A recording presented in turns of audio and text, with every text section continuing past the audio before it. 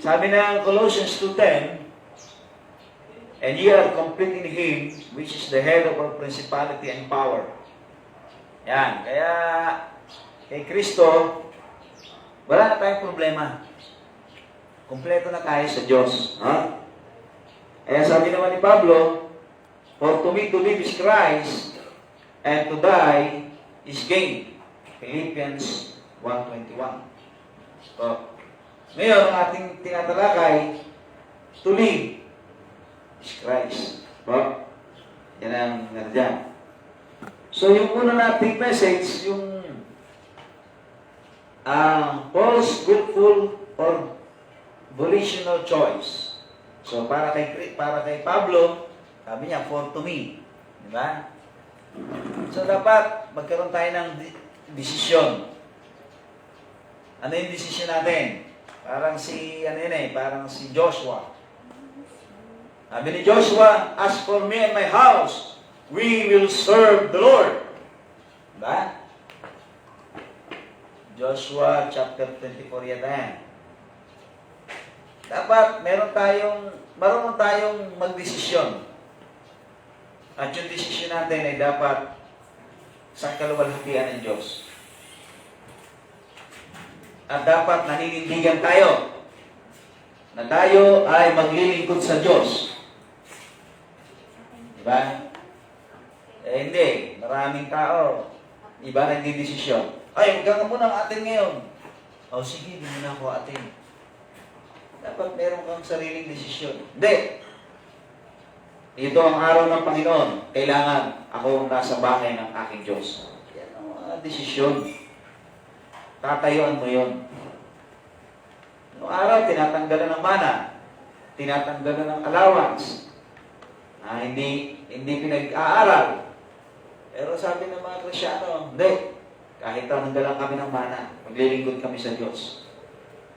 Talagang maraming Krisyano noong araw, nagtiis, nagdusa dahil persecuted ng family. Pero yung kanilang decision, they will serve the Lord whatever happened sa kanilang buhay. Diba? Sila'y nanindigan. Ano nangyari?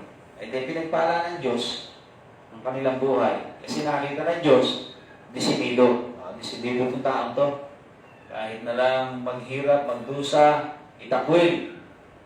Diba? Sabi ni Pastor Gabino, sabi ng kanilang magulang, Gabino, pag walang bigas, manigas.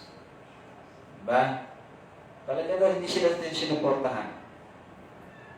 Dahil umalis sila sa kanilang kinagis ng reliyon at sila nagpunta sa Kristyanismo. So, sa Baptist, halip na sila, no? Nabasa ng tatay niya, the just shall be by faith. Pero pinagpala ng Diyos ang mga tika, diba? Ilan ang pastor nila. At nakapagtayo sila ng mga churches. Isa naman diyan ang nasa Mandaluyong na thousands ang kanilang attendance.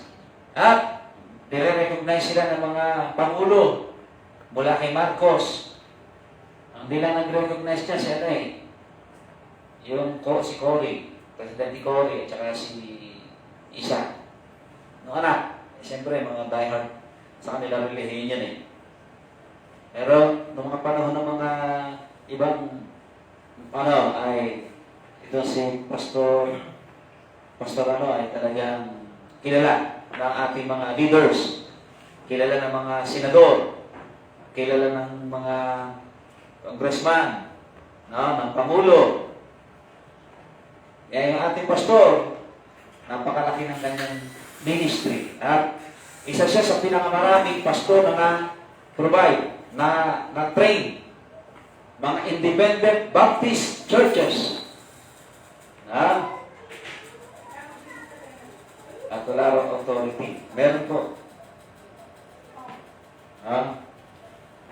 Ngayon, ang mga independent Baptist churches ngayon, ay napakarami na lalo. Opo? Lalo tayong pinagpapala ng Diyos, pinamarami tayo. Kaya sana sa church na to, makapag-grace tayo ng mga pastor, evangelist, missionary. Diba? Para naman, hindi mamatay ang ating church. Pag wala tayong na-provide na pastor, mamamatay ang church natin. Wala pastor na na-provide eh. Kailangan, meron tayong mga pastor na lilitaw dito. So, mag-desisyon kayo. Dapat ang desisyon ninyo ay according to the will of God. At ang desisyon ninyo ay dapat firm. You will serve the Lord. Kahit magunaw ang mundo. Pag di ka ba naglingkod sa Diyos, hindi magugunaw ang mundo. Yun ang akala mo. Diba? Pero pag naglingkod ka sa Diyos, kahit magunaw ang mundo, maliligtas ka. Amen? Kaya sabi ng Bible, ang magtiis hanggang wakas ay maliligtas.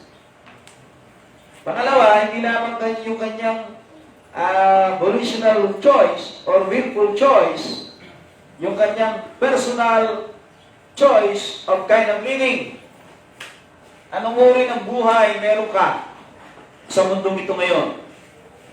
Ito ba ay nakaluluwalhati sa Diyos?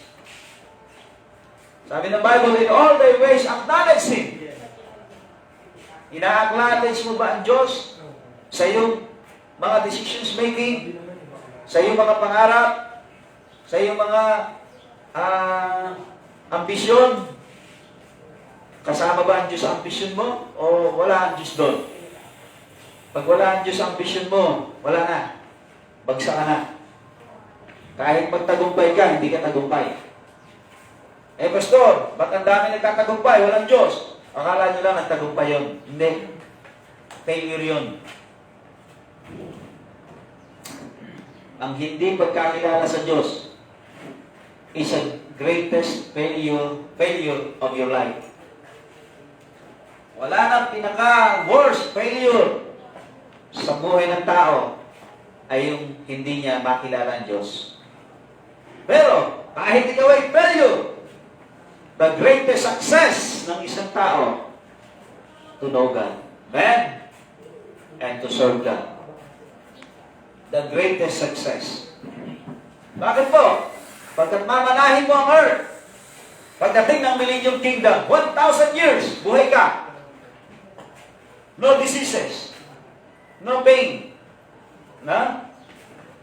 Sabi ng Revelation, you will live as a king. As a priest. Like a king, like a priest. Kaya, yung mga ayaw sa Diyos, kaya sila. Tayo, tuloy lang. Pero, hindi naman nakahalog wala tayong gagawing hambang para sila ay akayin, pabalik.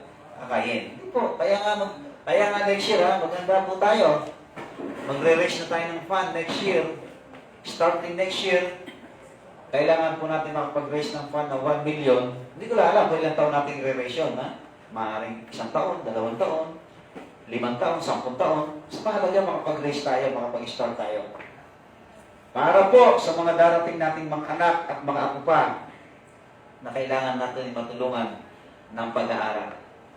Dahil successful po yung una nating ginawa eh. Ano po yun? Compassion. Meron na po silang more than 3 million students. Ilan bang sa buong mundo yun ilan bang tao sa buong mundo? Billion na, di ba? Di, napakaliit pa lang pala ng kanilang populasyon. Billion ng tao sa mundo, 3 million lang ang estudyante nila eh. Sabihin, kulang ang compassion. Ngayon, dagdagan natin. Amen? Ang pangalan, katuwang. Pilipino eh. Ang nagtayo ng compassion, Amerikano eh. Di, Amerikano rin ang pangalan, compassion. Pilipino tayo. Di, gawin natin, Pilipino rin. Katuwang. Sa English yun, helpmate eh, di ba? Ayan. Mag-umpisa tayo. Para naman ma-encourage ko kayo na hindi lang isang anak ninyo, hindi lang 2, 12. 12 tribes of Israel. Kaya ayaw mag-anak ng marami ng mga member eh. Bakit? Pastor, wala naman kaming katuwang sa pagpapaaral ng mga anak namin eh. Paano ba to? Mag-aanak kami ng marami, mahal-mahal ng tuition fee. Buti na lang, may public. Paano kung walang public, hindi na mag-aaral yung mga anak natin? Mga kapatid, kailangan tayong kumilos. Di ba? Anong pamumuhay dapat meron tayo? Buhay na banal. Amen? Buhay na banal, kaaya-aya sa Diyos. No?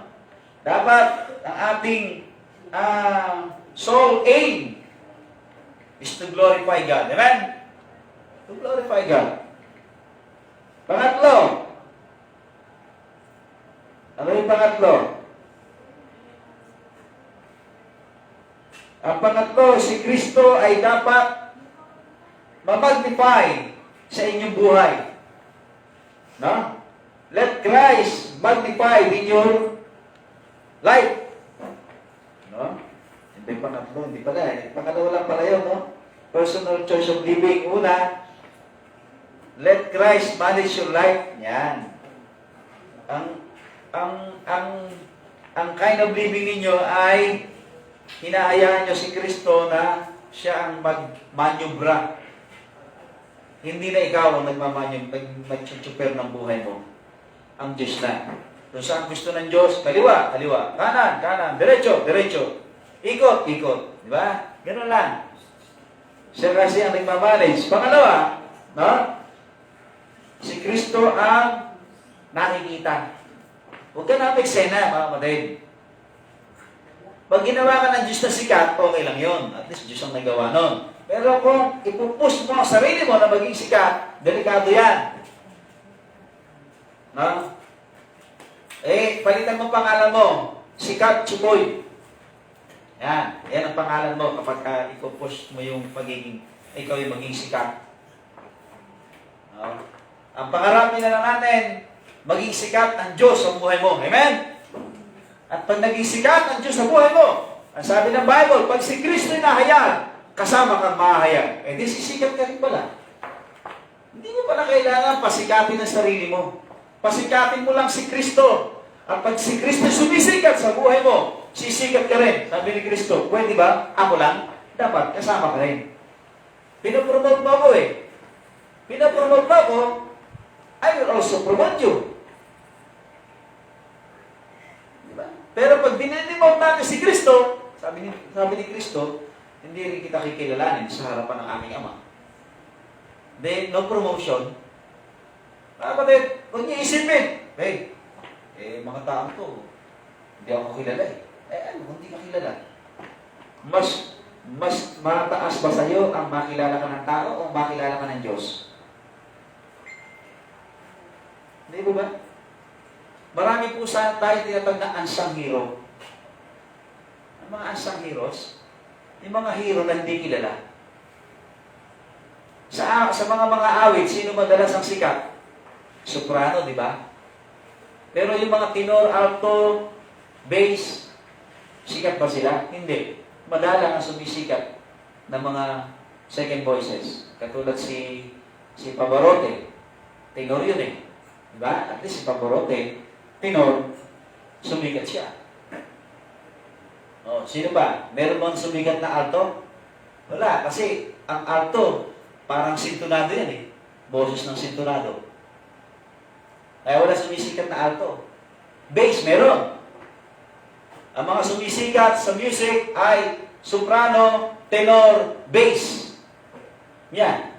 Pero alto, wala pa akong narinig na sikat sa pagiging singer na alto. At pag kumanta ay alto, ang sakit sa tenga. Hindi pa kikinggan ng tao yun. Pero yung alto, i-blend mo sa soprano, ang ganda. Yung alto, i-blend mo sa tenor, pwede. Yung alto, i-blend mo sa bass, pwede. Pero subukan nyo, soprano at saka bass, pangit. Soprano at saka tenor, medyo maganda. Medyo okay pa yun. Pero kapag iba-ibang nota na yan, pag nagsama-sama, nagkakaroon ng blending, harmony. Yun ang pangarapin yun. Let Christ magnify in your life. Hayaan nyo na si Kristo ang makita sa inyo, mataas sa inyo. Diba? May mga tao na hindi siya kilala, pero nung makilala siya ng mga tao, namamangha. Hindi, simple-simple, pero bigatin pala yan. Tsaka na lang, magkakaroon sila ng mas mataas na paghanga pa sa'yo at paggalang. Bakit? Kasi ikaw pala extraordinary din eh. Pero hindi mo nilalathala. Di ba? Sabi nga ng Bible ang nagtataas ng kanyang sarili ay ibinababa ng Diyos. Pero ang nagbababa ng kanyang sarili, alang-alang sa Diyos, ay itinataas ng Diyos. Diba? Kaya magnify God of Christ in your body, in your life, in your love, in your labor. Diba? Ngayon, eto po yung pangatlo sa point number 2. Na yung goal ninyo sa buhay ninyo, diba? Meron kayong, dapat magkaroon tayo ng goal in life.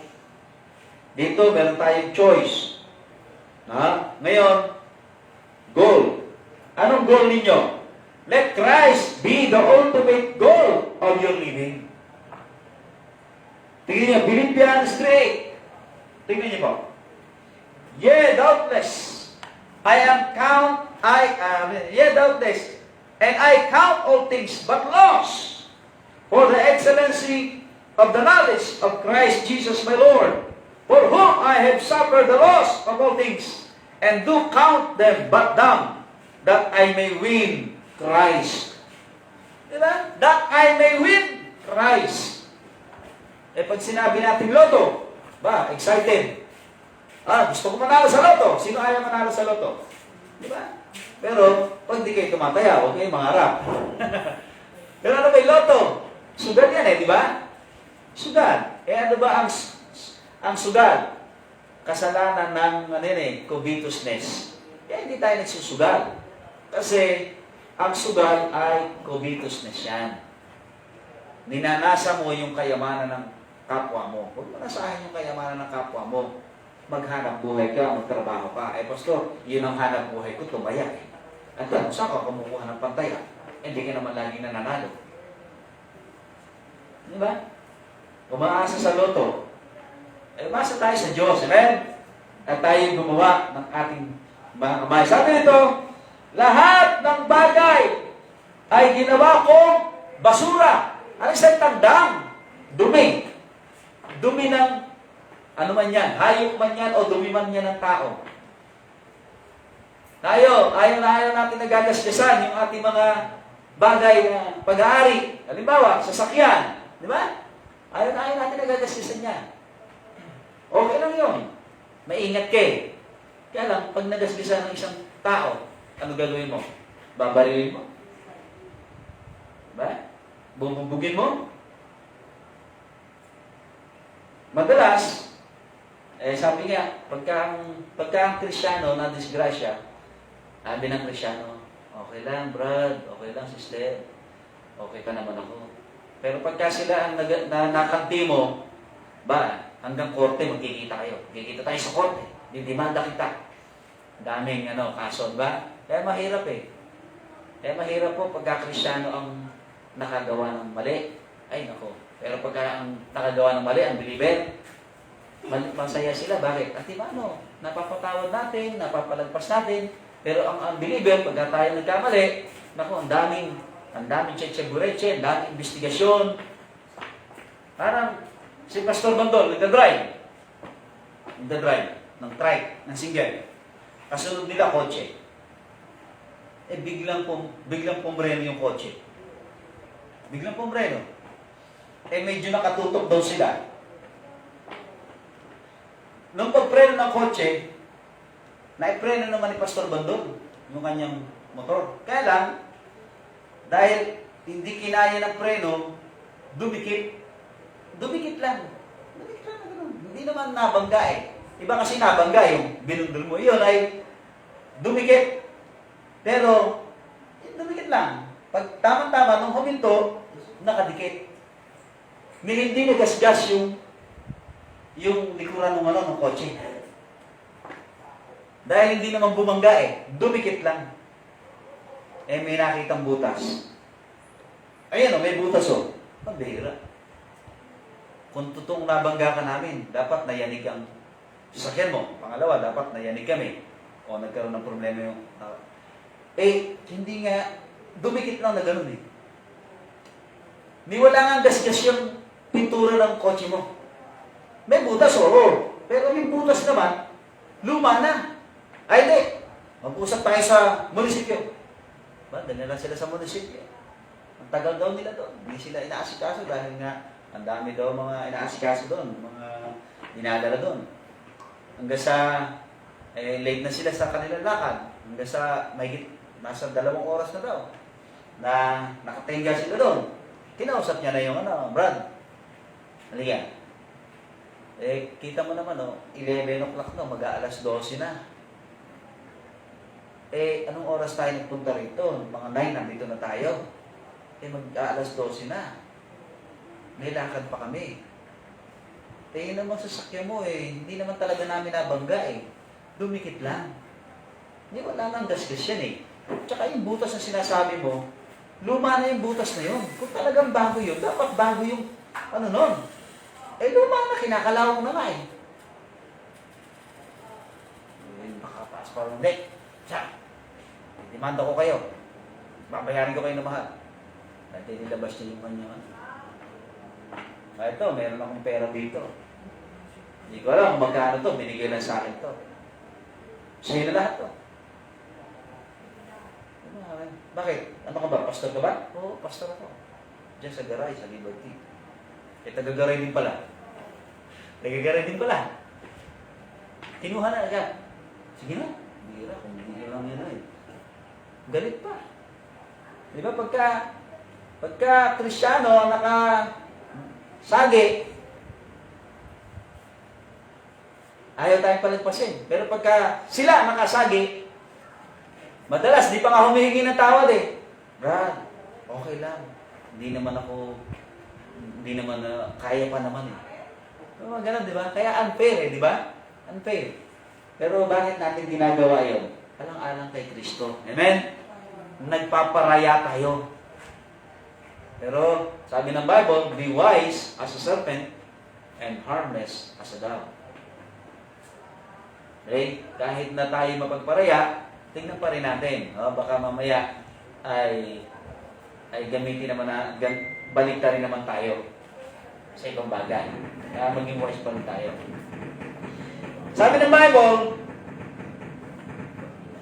I count all things but loss for the excellency of the knowledge of Christ, my Lord. Christ Jesus, my Lord. Bakit? Kaya nyo bang i-give up ang isang mahalagang bagay sa inyo para lang bawin nyo si Kristo? Yan ang ginawa ni Pablo. Si Pablo po ay isang mayaman, kilala, abogado, nag-aral, matalino, isang Pariseo. Pero lahat ng kanyang achievement, accomplishment, sabi niya, I count it but loss. Diba? Binilang ko lang itong kalugihan. Ang lahat ng meron ako, inaring ko lang basura. Tayo, basura natin Inaalagaan pa natin. Tapon nyo na. Kung nabebenta, debenta nyo. Junk shop. Hindi nyo naalagaan ang mga basura nyo. Alisin nyo na. Ako? At hayaan nyo ng palitan ng Diyos ng bagay yan. Sabi ng Matthew, But seek ye first the kingdom of God and His righteousness, and all these things shall be added unto you. Seek first, mga kapatid. Unahin natin ang Diyos. Kaya nga nilagay ni Kristo na ang kanyang pagbangon ay Sunday. Bakit? Sa buong mundo, ang unang araw, linggo. Apo. Sa Israelita, ang unang araw din, linggo. Bagamat sa relihiyon ng Israelita, ang araw ng pagsamba ay ikapitong araw. Ano ang ikapitong araw? Sabado. Sapagkat sa Israel, Sunday is working day. Pero si Kristo, pinili niya mabuhay ng linggo, working day. At lahat ng Kristiyano, ginawang holiday, ang Sunday. Sapagkat yun ang panahon na si Kristo ay nabuhay na mabuli. At yun ang panahon na naitatag ang church. Yun ang panahon na bumaba ang Holy Spirit. Yun ang panahon na binautismuhan ng Holy Spirit ang mga Kristiyano. Yun ang panahon na ang mga Kristiyano ay na-fill ng Holy Spirit. Acts chapter 2. Kaya ang Sunday, ika-8 araw, ang tawag po dyan, new creation. Diba? Perfect number 7, but the number 8 is a new creation. Kaya ang church, new creation yan eh. Kaya nga sabi ng Bible sa Corinthians, kayo ay mga new creatures. All things are passed away. Behold, all things are become new. Sa 1 Corinthians 5. Diba? 5:17. Kaya, ang church ay new creation yan. Pag naging Kristiyano ang isang tao, new creation yan. Kaya, Sunday po ang ating pananambahan, hindi po Saturday. Pero, kung talagang yun ang napili nyo, Saturday, bahala kayo. Saturday pananambahan nyo. Kung napili nyo naman ay Biyernes, bahala kayo. Pero hanggat maaari, practice natin yung pinractice ng mga Kristiyano nung araw. Sunday, di ba? Seek first. Dapat ang Sunday ay special day sa iyong buhay. Hindi po ito working day. Ito po ay holiday. Ito po ay araw ng pamamahinga. Rest day. Bagamat sa ngayon, katulad si Jiver, wala siya ngayon, di ba? Ayaw niya nga, sabi dati, paano ba to? May pasok ako na Sunday. Anak, wala tayong magagawa eh. Doon ka nag-aaral eh. Pangalawa, hindi naman forever yan eh. Siguro pagkatapos ng first semester mo, sa second semester mo, baka wala ka ng pasok ng Sunday. Hindi naman kayo lahat Sunday mapasok, di ba? Kasi kalahati. May kalahating online ng Sunday. Kalahati face-to-face. Kasama ako sa kalahati ng face-to-face. Hindi ako na. Kaya hababol ka na lang pagka meron ka pang time. Okay po? Okay, sabi po rito, John 5:23 and 24, that all men should honor the Son, even as they honor the Father. He that honoreth not the Son, honoreth not the Father, which He hath sent Him. Kaya sabi po rito, na yung ating goal in life, ultimate goal in life ay hindi lang natin ma-win si Kristo sa buhay natin, kundi mai-honor si Kristo sa ating buhay. To honor Christ. No? Verse 24, Verily, verily I say unto you, he that heareth my word, and believeth on him that sent me, hath everlasting life, and he shall not come into condemnation, but is passed from death unto life. Ang sino man na nakikinig sa salita, dahil ino-honor mo si Kristo, pinapakinggan mo siya. Ang sabi ng Bible, meron kang everlasting life. Diba? Revelation 4:11, Thou art worthy, O Lord, to receive glory and honor and power. So, give honor sa Diyos. Sabi nga, give honor to Him. Romans 13:7, Render therefore to all their dues, tribute to whom tribute. Tribute is due, sabi yan. Custom to whom custom, fear to whom fear, honor to whom honor. Sabi ng Bible, tayo po ay nilikha ng Diyos upang i-honor ang Panginoong Jesucristo. Diba?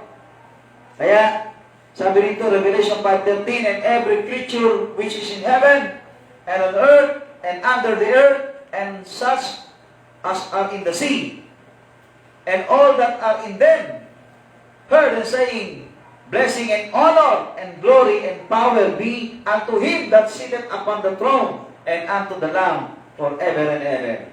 So yung honor, are we honoring God?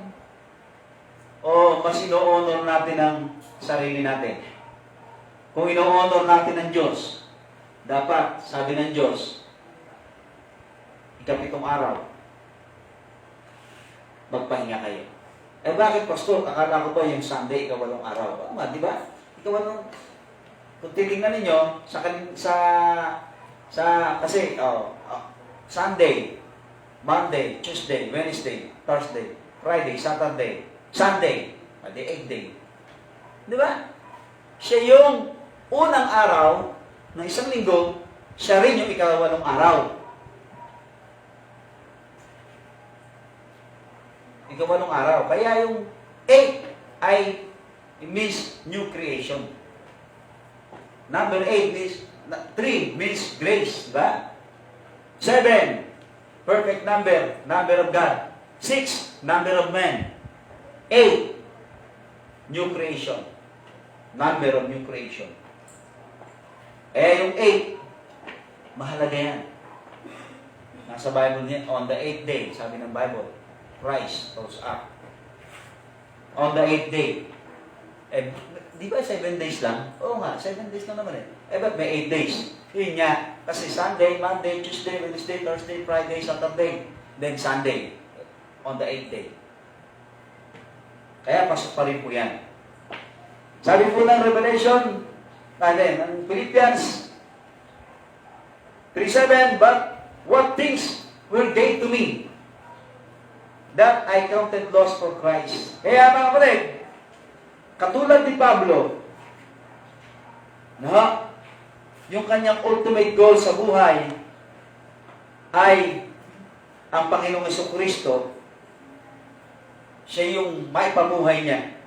Kaya nga, sabi ng Philippians 3:10, that I may know Him and the power of His resurrection and the fellowship of His suffering, being made conformable unto His death, that I may know Him. Diba? So dapat nating makilala muna si Kristo sa ating buhay ng mas malalim. Deeply, mga kapatid.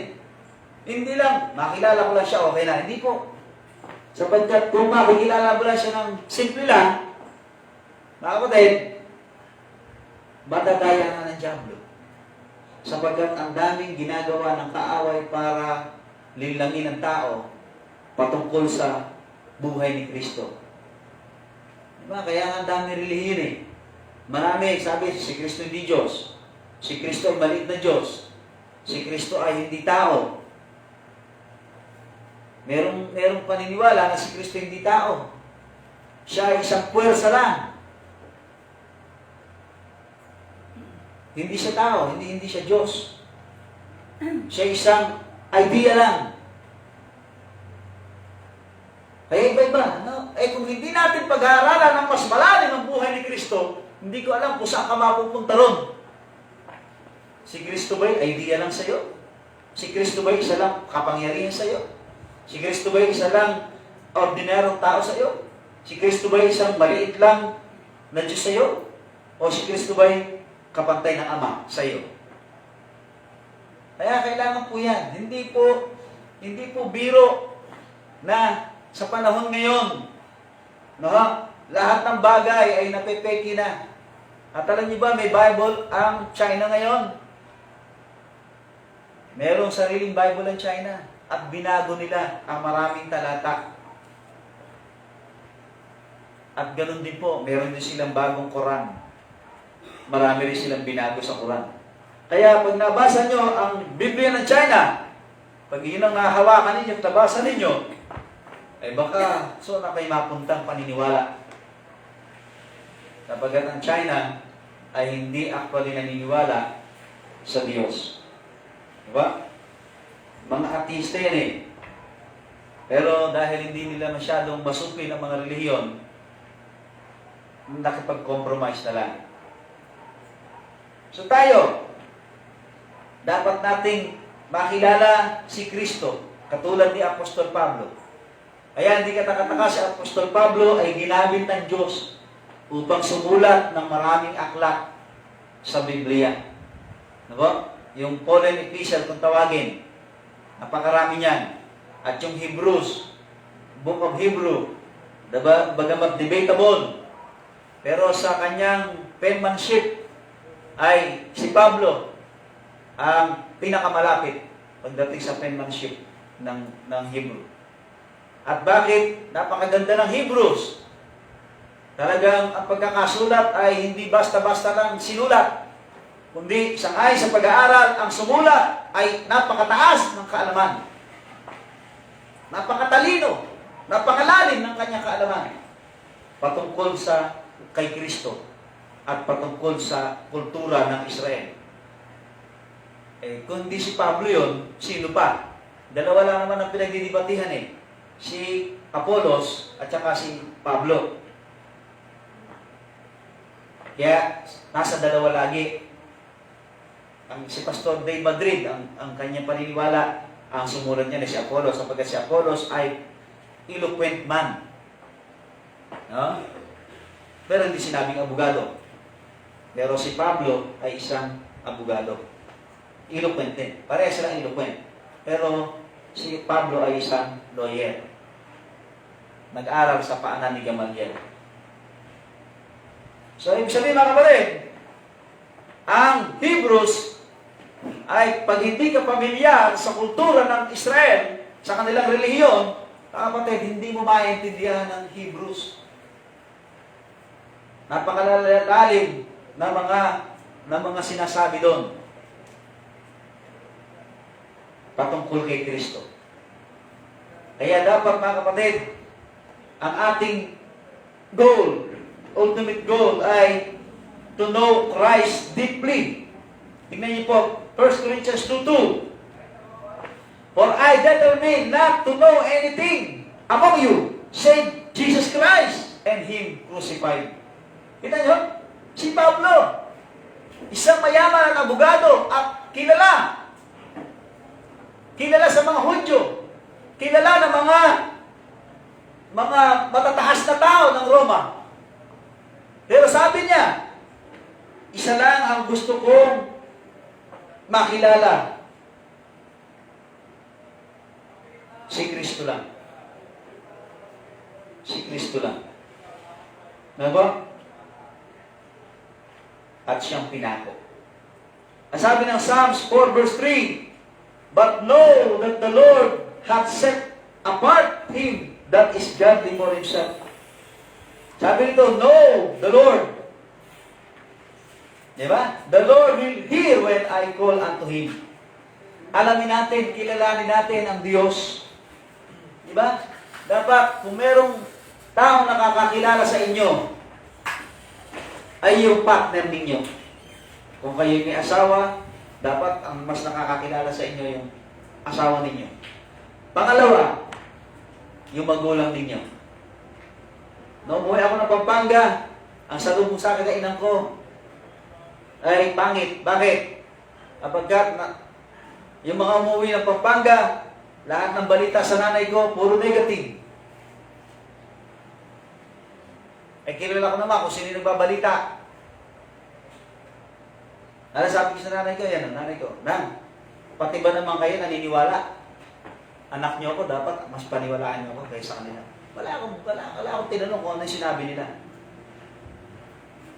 Pero ang balita ay napakapangit na balita at ayaw na ng nanay ko bumalik ako ng Bulacan. Sabi ko, huwag mo kayo naniniwala doon. Anak niyo ako, paniwalaan niyo ako. Kung meron kayong dapat pinaniniwalaan, ako, hindi sila. Sino ba sila? Para paniwalaan niyo. Kaya kung maniniwala ako sa anak ko at hindi sa inyo, in fairness naman, di ba? Anak ko yun eh. Mas kilala ko yung anak ko kaysa sa inyo.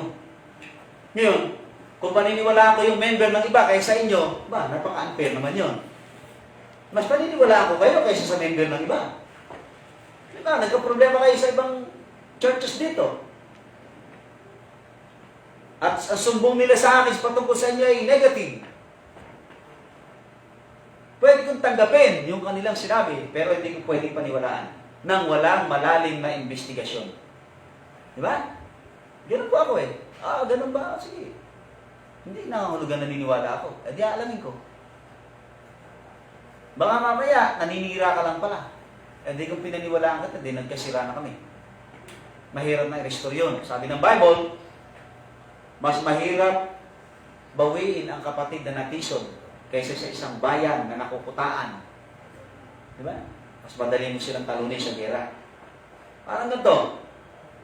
Pag binatisod ako isang kapatiran, nagtampo sa akin, buti pang gerahin ko na lang ang China, maaari pang manalo ko. Kaysa mawin ko siya ulit. Hindi ko na siya mawiwin. Natisod na sa akin eh. Pero subukan kong gerahin ko yung China, baka manalo ko. Yan ang sinasabi ng Bible. Mas mahirap sa isang kapatid ang matisod at babawin mo ulit. Hindi mo na siya mababawi. Pero sabi ng Bible, mas mainam pa makipagdigma ka na lang sa isang nakukutaang bayan. Pwede ka pang manalo doon. Pero sa kapatid mong natisod na sa'yo, wala na. Kaya pag may natisod na sa inyo, hayaan nyo na lang ang Diyos ang kumausap sa Kanya para magkasundo kayo ulit. Yun lang po yun. Okay po? Ang sabi po rito, but to know the Lord. Diba? Know God. Know the Lord. Yan dapat ang ating maging malalim na goal, mga kapatid. John 14:21, He that my commandments and keepeth them, he is that loveth me. And he that loveth me shall be loved of my Father, and I will love him, and will manifest myself to him. Mga kapatid, paano natin masusunod ang Diyos kung hindi natin siya kilala? Amen? Kaya, paano natin makikilala na ang Diyos? Sa magitan ng kanyang salita. Kailangan bigyan natin ng atensyon yung kanyang mga kautusan. To listen. To understand. Di ba? Pag-aralan natin. Himay-himayin natin. Sabi nga ng Bible, rightly dividing the word of truth.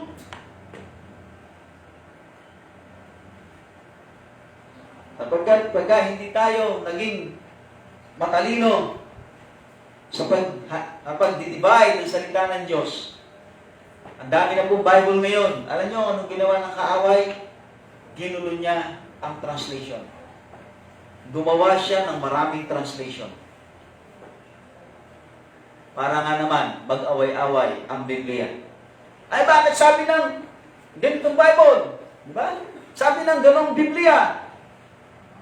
Kaya nga, maraming ayaw sa King James eh. Alam mo ba lahat ng religion? Halos, almost all religions of the world. Ang King James Bible 16:11 ay tinatapon lang. Sinusunog lang. Inaatakan lang. Bakit? Sapagkat halos sa buong mundo, ang King James Bible ay nagdi-disagree sa kanilang mga paniniwala. Pero ang Baptist, walang naging disagree. Sa doktrina, sa turo ng Baptist. Kaya ang sabi, ang King James Bible, Baptist lang ang mayari. Hindi po.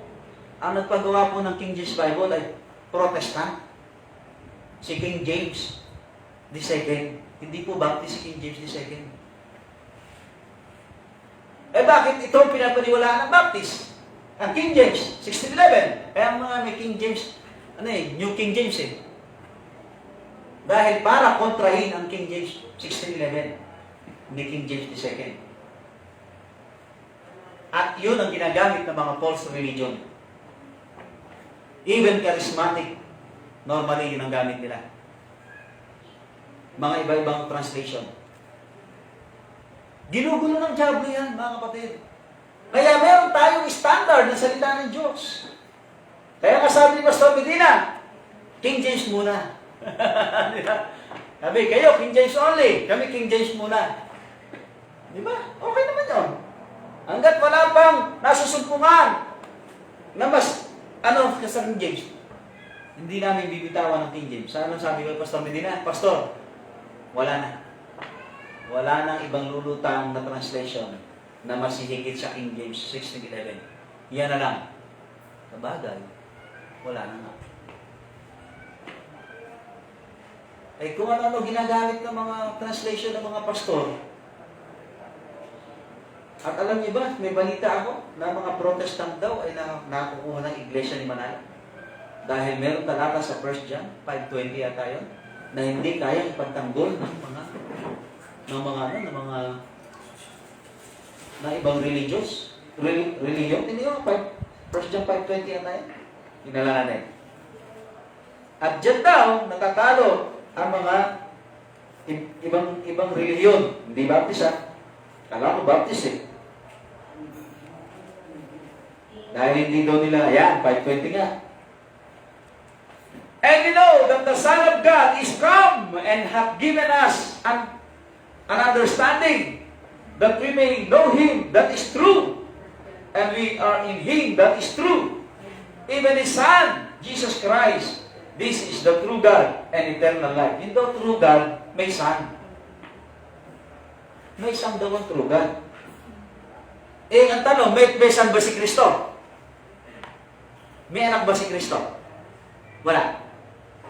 O di, hindi siya true God. Wala siyang anak eh. Ang totoong Diyos daw, may anak. Eh, hindi naman alam na anak si Kristo. Eh, hindi siya totoong Diyos. O, subukan nyo nga ipagtanggol sa akin itong talata na yan. Maraming nakuha daw lang ang Iglesia ni Manalo sa talata na yan na mga hindi baptist. Dahil hindi nila kaya ipagtanggol yan.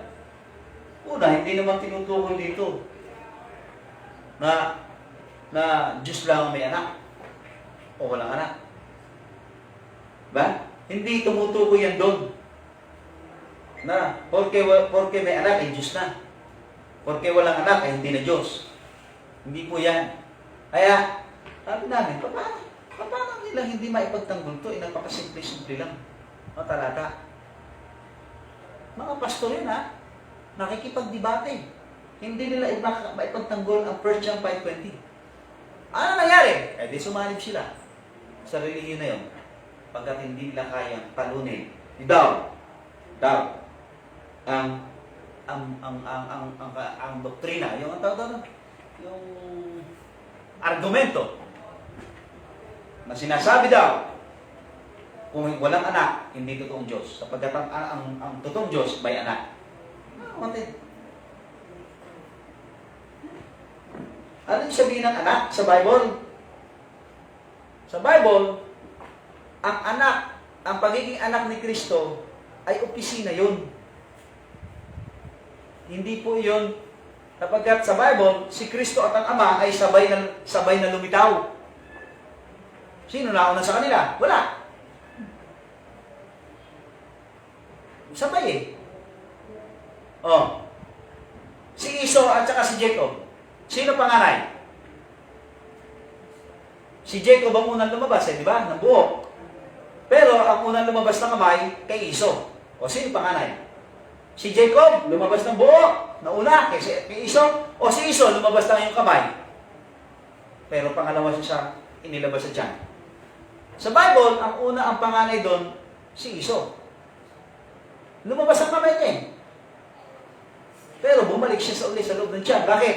Sa ngayon sa Bible, sa loob ng tiyan, ang dalawang bata ay nag-aaway. Could you imagine? Pati pala baby sa tiyan, nag-aaway na. Nag-ahatakan. Kaya nawala si Esau, pero nalagyan ng tali ang kamay. Eh, nung hugutin ulit ng nurse, lumitaw, hindi mabalbon, at walang tali. Hindi mabalbon to. Yung lumabas ang kamay, mabalbon. Wala yung tali sa kanya. Kunin nga ulit isa. Ito. Sino panganay? Sabi ng mga nurse, sabi ng Bible, ang panganay si Esau.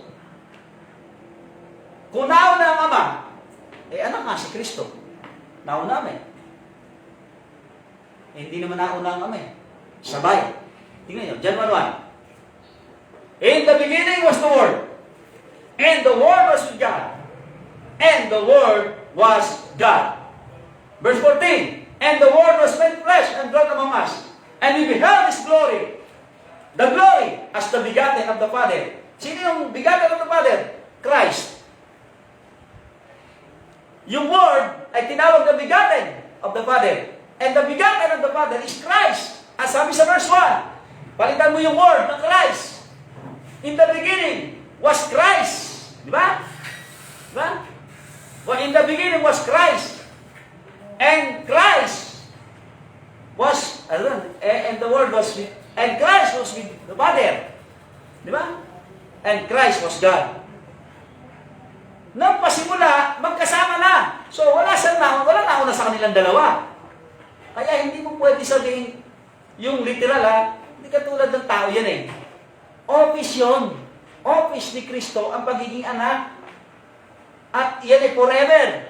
Hindi po natatapos ang office ni Kristo bilang son. Forever and ever. Son siya. Office niya yun eh. Yung Father, forever and ever, Father siya. Yung Holy Spirit, forever and ever, Holy Spirit siya. Kaya, yung talata na yun, hindi nila pwedeng gamitin na ang totoong Diyos ay may anak. At si Kristo hindi totoong Diyos kasi walang anak. O, at least alam niyo na ang sagot. Pero marami hindi alam ang sagot, kaya nakuha ng ibang maling pananampalataya. Kaya mga kapatid, kaya mag-aaral kayo sa Bible School. Libre naman ang Bible School natin eh. Okay? Ang sabi po rito,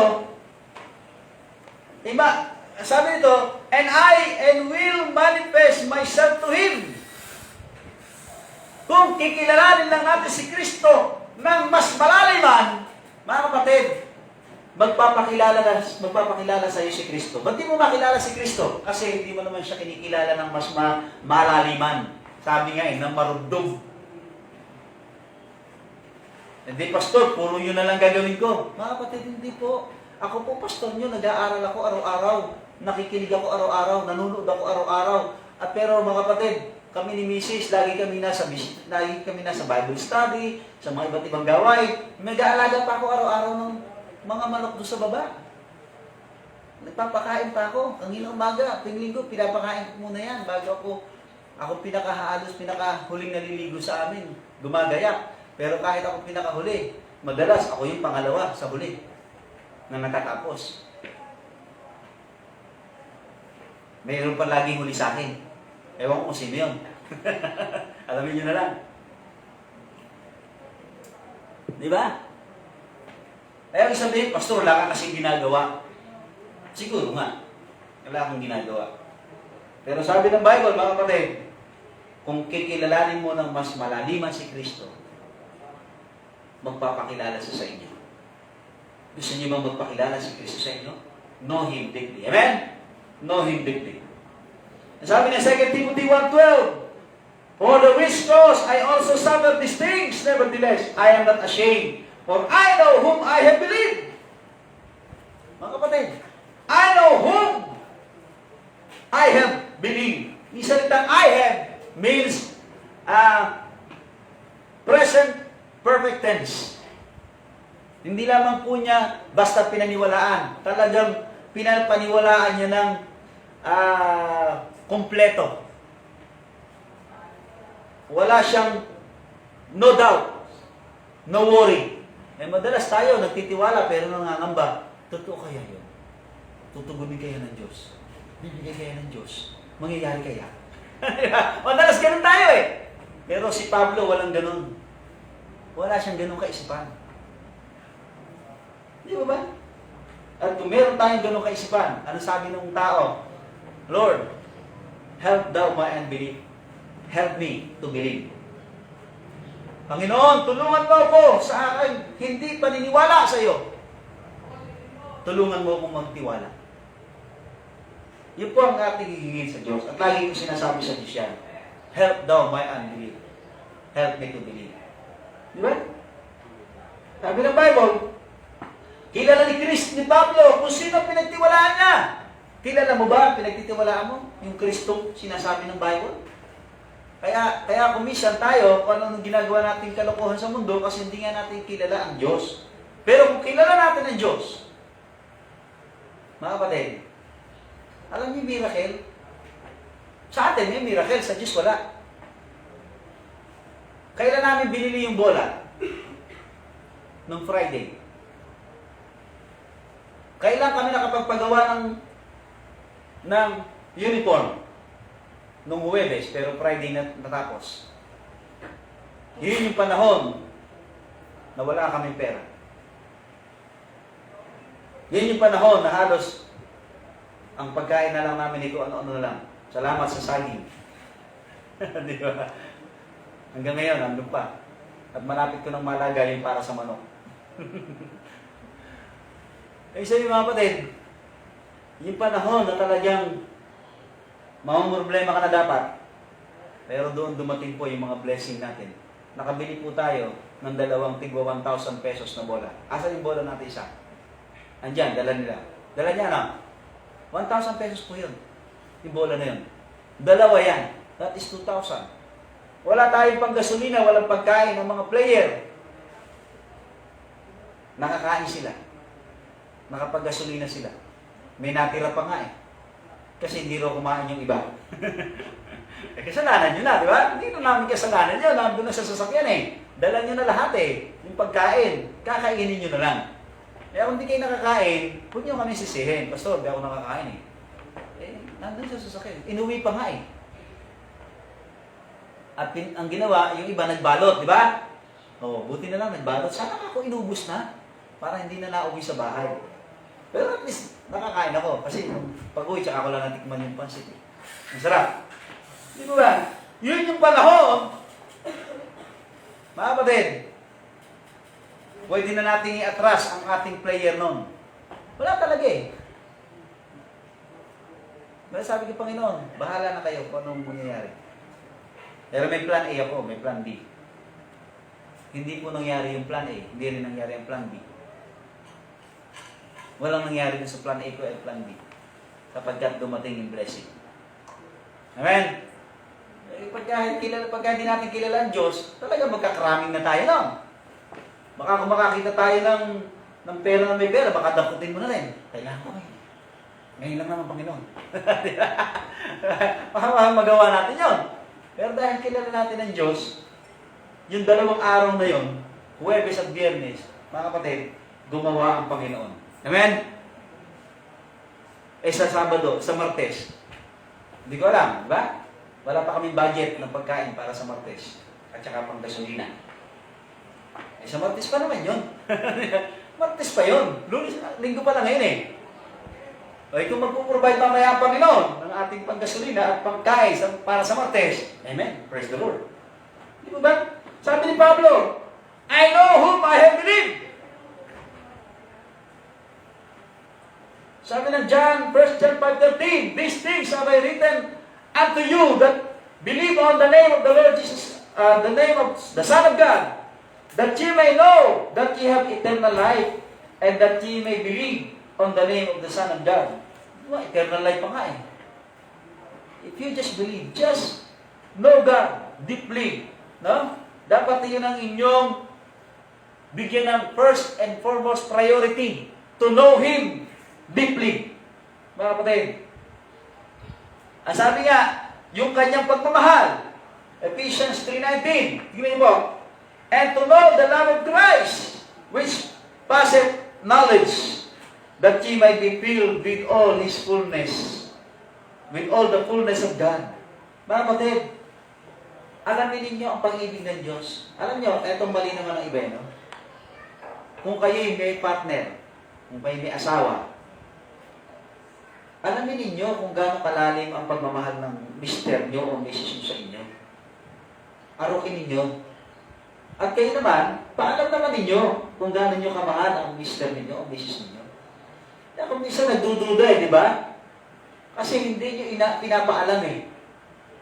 Kahit hindi nyo sabihin. Sabi nga eh, show to them by your deeds. Ipakita mo ang iyong pagmamahal sa magitan ng iyong gawa. Eh nung mag-boyfriend, mag-girlfriend pa lang kayo, tinitimpla mo ng kape. Pero nung mag-asawa na kayo, ikaw lang ang pinagtitimpla niya ng kape. Hindi mo siya pinagtitimpla ng kape. Parang, mag-boyfriend, mag-girlfriend pa lang kami ito. Lagi akong may kape.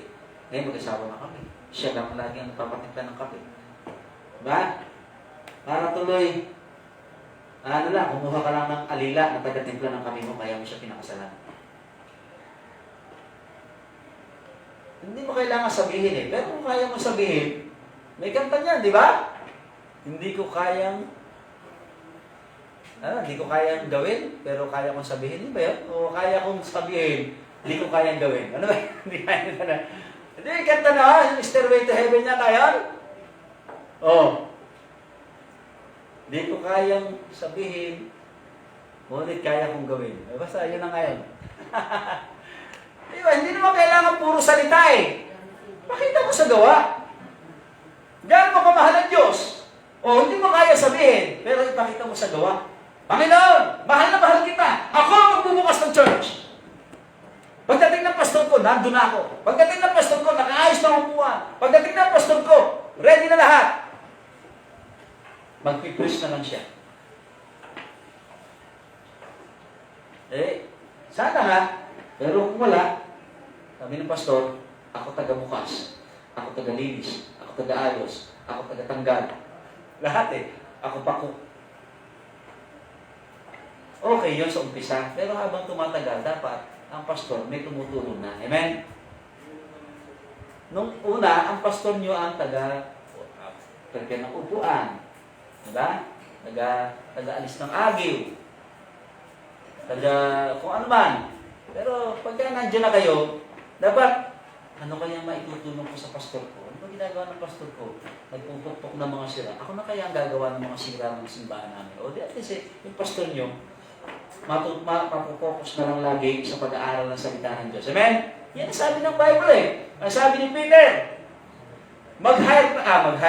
mag-elect tayo, pumili tayo ng 7. Able men, full of wisdom, full of the Holy Spirit, good report. I-assign natin sila sa ministration upang hindi natin mapabayaan ang salita at ang doktrina. Kaya pag ang pastor ninyo, kulang ang tinuturo sa inyo, baka hindi nakakapag-aral dahil nga wala siyang katuwang. Hindi nyo tinutulungan ng pastor nyo. Puro siya lahat ang gumagawa.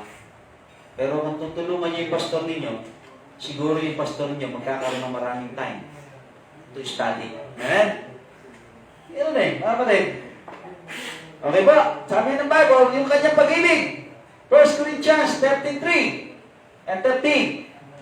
And though I bestow my goods to feed the poor, and though I give my body to be burned, and have not charity, it profited me nothing. Mga kapatid, ginawa ng Diyos lahat ng bagay out of love. Kaya, nung namatay si Kristo sa krus, out of love. Una, sabi ng Bible, God is love. At ang sabi rito sa verse 13, tingnan niyo po, 13. And now abideth faith, hope, charity. These 3, but the greatest of these is charity. Bakit greatest in charity? Sapagkat isa sa mga karakteristik ng Diyos ay siya ay pag-ibig. God is love. Hindi ba? Alamin natin ang pag-ibig ng Diyos. Gaano tayo kamahal ng Diyos? Kaya kung alam ninyo at naintindihan natin ang pag-ibig ng Diyos, hindi na kayo matatakot mawala ng bigas. Hindi na kayo matatakot kahit kayo ay magutom. Pastor, akala ko ba mahal ako ng Diyos? Ba't nagugutom ako? Wala akong makain. Baka meron lang tinuturo sa iyo ang Diyos na mas mahalaga. O baka iniiwas ka lang ng Diyos sa mas malalang kondisyon. Alam niyo kung sino ang pinakamaraming sakit? Kung sino ang pinakamaraming kinakain. At ang masaklap ang kinakain nyo, hindi pa dapat kainin. Ang dami pong pagkain na hindi dapat kainin pero kinakain ng tao. At nagtataka siya, ba't ako maraming sakit? Naniniwala naman ako sa Diyos, nananalangin naman ako sa Diyos. Di ba? Nagbibigay naman ako ng limos, tumutulong naman ako sa simbahan. Eh, tanong, ano ba kinakain mo? Alam nyo, si Propeta Eli, namatay, sobrang taba. Pero actually, hindi naman yun ang kanya kinamatay eh. Nabagok ang ulo. Nung mabalitaan niyang namatay ang dalawa niyang anak sa gera, napaupo siya sa sobrang bigat niya dahil napakataba niya. No? Pag upo niya, hindi ata siya naupo sa upuan, tumama ang ulo niya sa isang matigas na bagay, namatay siya. Sabi ng Bible, dahil siya'y sobrang taba. O hindi ikaw, Jericho ha. Muscle naman ang sayo eh. Eh sabi ng Bible eh, sobrang taba daw si si Propeta Eli. Kaya ako, ayaw ko tumaba. Tulad ng Propeta Eli, baka mabagok din ako. Si Pastor mabagok. Bakit? Pasaway ang mga anak, hindi sinasaway. Yun ang kasalanan ng Pastor Eli. Pasaway ang mga anak, pero din niya sinasaway. At kinukonsinti pa niya yung kanyang mga anak na gumawa ng kasalanan. Paano niya kinukonsinti? Kapagkat yung handog na kinukuha ng mga anak niya, kinakain niya. Alam ni Propeta Eli na hindi pa naihandog yung karne. Bakit? Hilaw pa eh. Kasi kung naihandog na yan, luto na. Eh, hilaw. O, dali. Ito, pagkain natin. Eh, dapat luto yun eh. Eh, hilaw. Hindi na kinu-question ni Propeta Eli. Bakit hilaw? Basta binigay ng anak niya. Kakainin na lang niya yun. Papaluto niya kung anong gusto luto. Alam ni Propeta Eli na lahat ng karning galing sa church ay naluto na, naluto na yun, naihaw na yun. The fact na hilaw ang dumarating sa kanya, dapat questionin niya mga anak niya. Eh, hindi niya kinu-question. Kaya, kinusinti ni Propeta Eli ang kasalanan ng kanyang mga anak. At sinabihan na siya ng Diyos, hindi siya nakinig. Kaya, hinatulan ng Diyos sa Propeta Eli, wala nang sa pamilya niya, sa lahi niya, wala nang lalabas para mamunat sa church. Kaya yung lahi ni Propeta Eli, natapos. Yung lahi niya na maghahandog sa church, natapos. Dalawang anak niya, namatay, pinatay pa ng Diyos. Hinayaan ng Diyos mamatay. At si Propeta Eli, nung araw din namatay. Kaya 3 namatay sa isang araw lang. 2 anak niya na pare, at saka siya na kanya na magulang. Eh, mga kapatid, sabihin, kung gagawa tayo ng isang bagay, lagi nating lagyan ng pag-ibig sapagkat ginawa ng Diyos ang lahat ng bagay out of love. Amen? At alamin natin kung gaano ba kalalim ang pag-ibig ng Diyos sa atin. Sabi nga niyan, Jeremiah 31:3, "The Lord hath appeared of old unto me, saying, Yea, I have loved thee with an everlasting love. Therefore, with loving kindness have I drawn thee." Ang pag-ibig daw ng Diyos ay everlasting.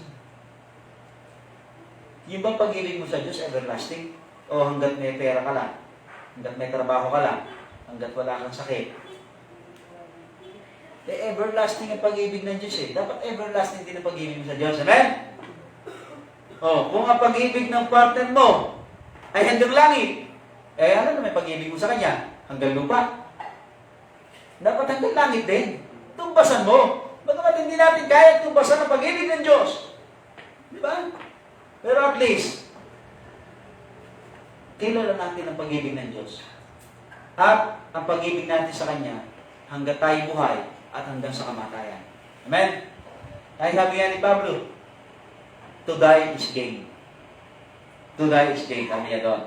So, sabi po rito, Jeremiah 31:3, di ba? Everlasting love. So, know the love of God.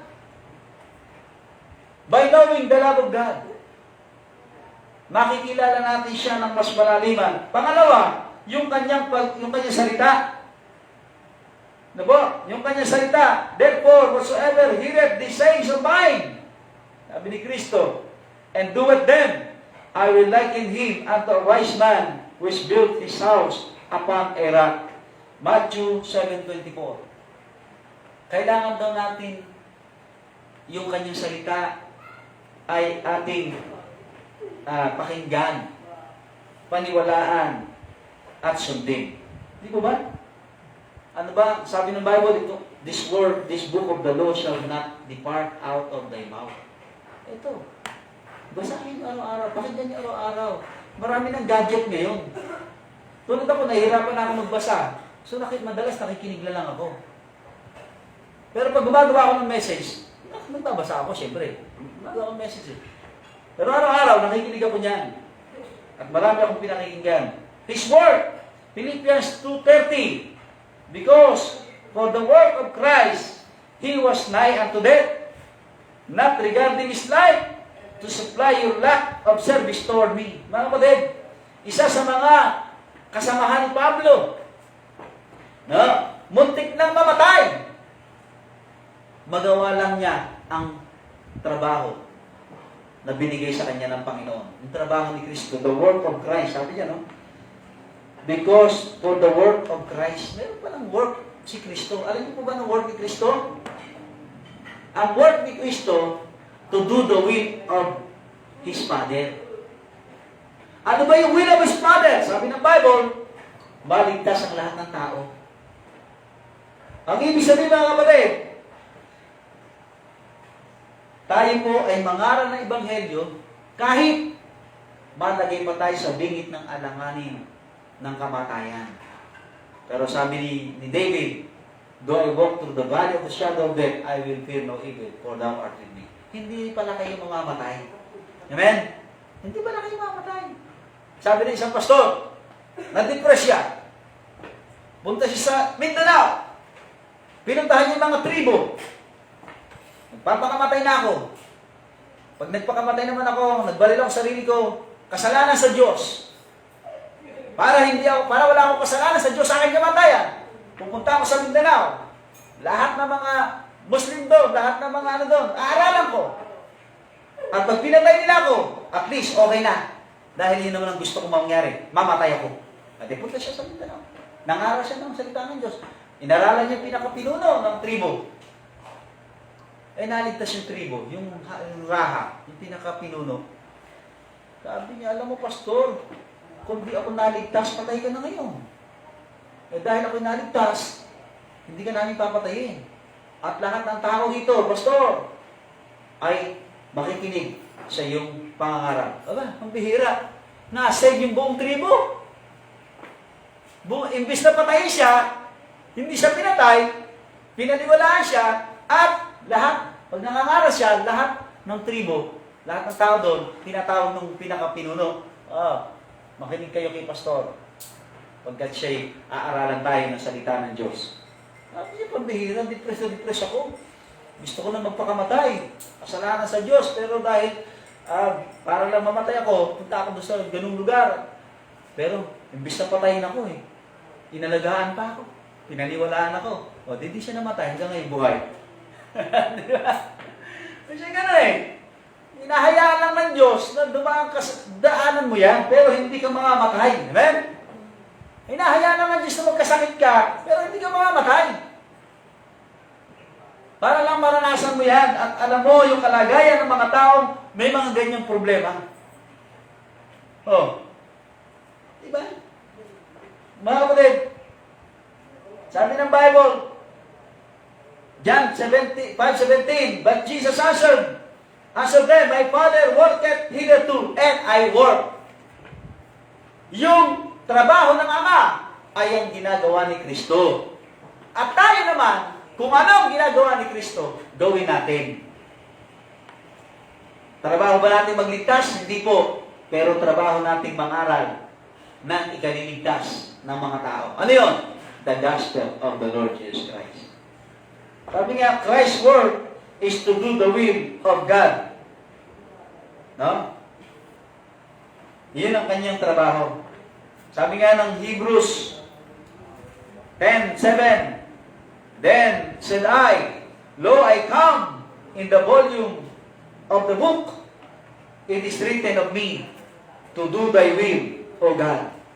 Di ba? Merong trabaho ang Diyos para kay Kristo. At yun ang kanyang ginagawa.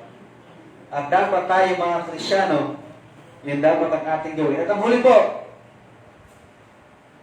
yung kanyang kalooban. Amen? Yung kanyang pag-ibig, yung kanyang salita, yung kanyang gawain, at yung kanyang kalooban. Sabi nga, John 4:34, Jesus said unto them, my meat is to do the will of Him that sent me, and to finish His work. Ano bang ginagawa mo ngayon? Kalooban ng Diyos o hindi? Dapat alamin mo yan, mga kapatid. Huwag kang gawa lang ng gawa. Baka ang ginagawa mo, kalooban lang pala ng Diablo, o kalooban mo lang pala, pero hindi kalooban ng Diyos. Pero dapat, ang gawin mo, katulad ni Kristo, yung kalooban ng Diyos, ng kanyang Ama, ang ginawa niya.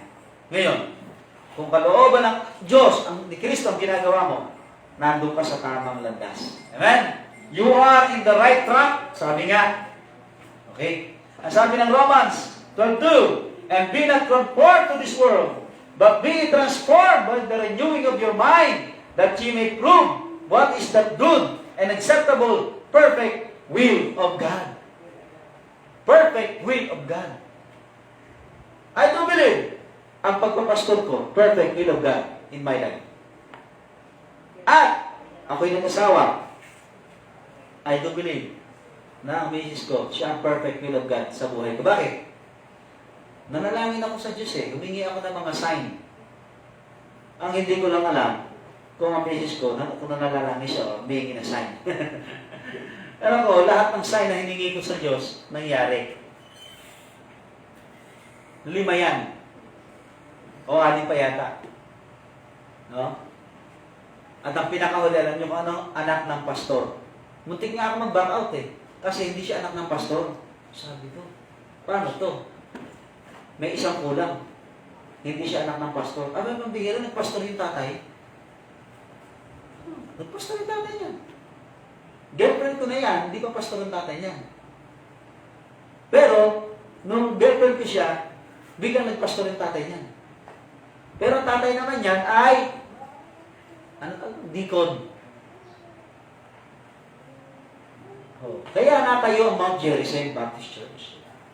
Dahil yung tatay niya nagpastor. Sabi ko, okay na. Kompleto na. Pastor's kid. Yan, misis ko, pastor's kid yan. Habang sabi ko, kung hindi pastor ang tatay nito, hindi ko dapat tuluyan. Hindi pastor eh. Sabi ng biyanan ko, pastor, hindi pa kami mag-girlfriend na. May eskwelahan ba kayong Bible school? Meron po. Meron ba kayong music? Meron po. Hindi ko pa siya girlfriend noon. Tinatanong ako ng biyanan ko na yun, kung may Bible school ba? Pwede ba ako mag-aral doon? Pwede po. Kung music lang kukunin ko, pwede ba? Tanongin niyo po si Pastor Poon. Diba? Hindi pumayag si Pastor Poon. Sabi ni Pastor Poon, Tatay Bago, kung music lang kukunin niyo, huwag na kayo mag-aral dito. Marami doon sa Manila. Sayang ang panahon niyo, yung oras niyo, yung pamasahin niyo. Napakalayo ng Malabon sa Bulacan. Hindi, gusto kong mag-aaral dito ng music eh. Hindi nga, pwede eh. Paano kung makapag-aaral dito? 18 units, 21 units. Hindi magpapastor ako. Yun na nga. Mamimili ka lang. Mag-aaral ka ng 21 units o kalimutan mo na. Hindi, mag-aaral na lang ako. Ayun, mag-aaral. Naging pastor.